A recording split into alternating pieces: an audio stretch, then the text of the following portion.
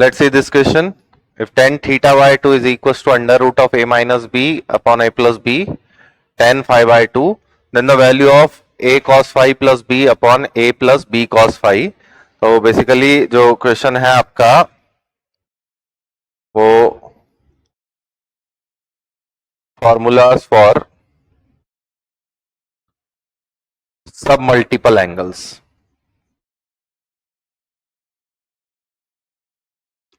अब ये क्वेश्चन में हमें जो बोला हुआ है उसके हिसाब से हमें tan थीटा बाय 2 और tan फाई बाय 2 का एक रिलेशन दिया है और cos के टर्म में वैल्यू पूछी जा रही है। तो हम cos के फॉर्मूले को देखते हैं। हाफ एंगल के लिए cos थीटा का tan के टर्म्स में फॉर्मूला होता है 1 minus tan square theta by 2 upon 1 plus tan square theta by 2, और tan थीटा बाय 2 की value in terms of phi है, तो ये हम यहां पे पुटअप कर देते हैं। ऐसा हुआ 1 minus a minus B upon a plus B tan square phi by 2, phi के टर्म्स में वैल्यू, और ऐसे ही नीचे वाले के लिए हो गई 1 plus a minus B upon a plus B tan square phi by 2। अब अगर मैं एलसीएम लेता हूं और इस tan स्क्वायर फाई बाय 2 को साइन कॉस के टर्म में कन्वर्जन देता हूं, तो ये कुछ ऐसा बनता हुआ दिख रहा है a plus B cos square phi by 2 minus a minus B sine square phi by 2, और डिनोमिनेटर वाला भी सेम ही है, बीच में प्लस की जगह पर माइनस की जगह पे प्लस का साइन है, तो a plus B cos square phi by 2 plus a minus B sine square phi by 2। अगर मैं ब्रैकेट ओपन करके a और b वाले टर्म्स का सेपरेशन करता हूं तो ट्रिग्नोमेट्रिक आइडेंटिटी बनी, एक बना a square cos square phi और plus b square sine square phi. तो ये जो टर्म है ये ऐसा दिख रहा है, आप देखिए यहां पे a के साथ में a वाले टर्म ले लिए मैंने, a cos square phi by 2 plus b cos square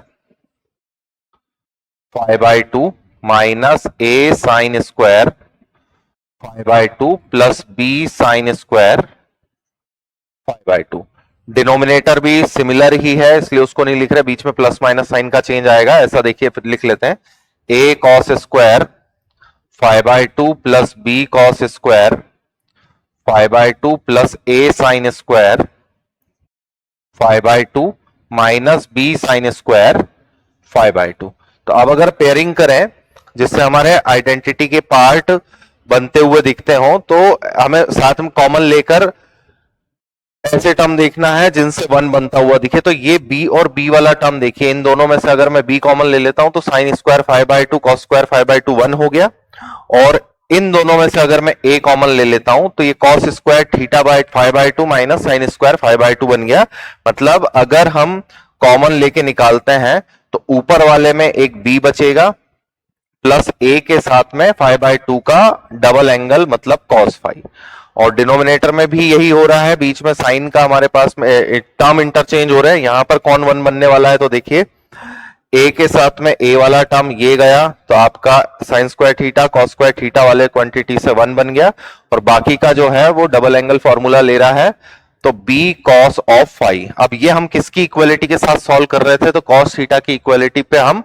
ये रिजल्ट निकाल रहे थे जो क्वेश्चन में पूछा हुआ है। तो बेसिकली आपका ऑप्शन ए जो है ये करेक्ट हो जाता है। देखिए इसे एक बार,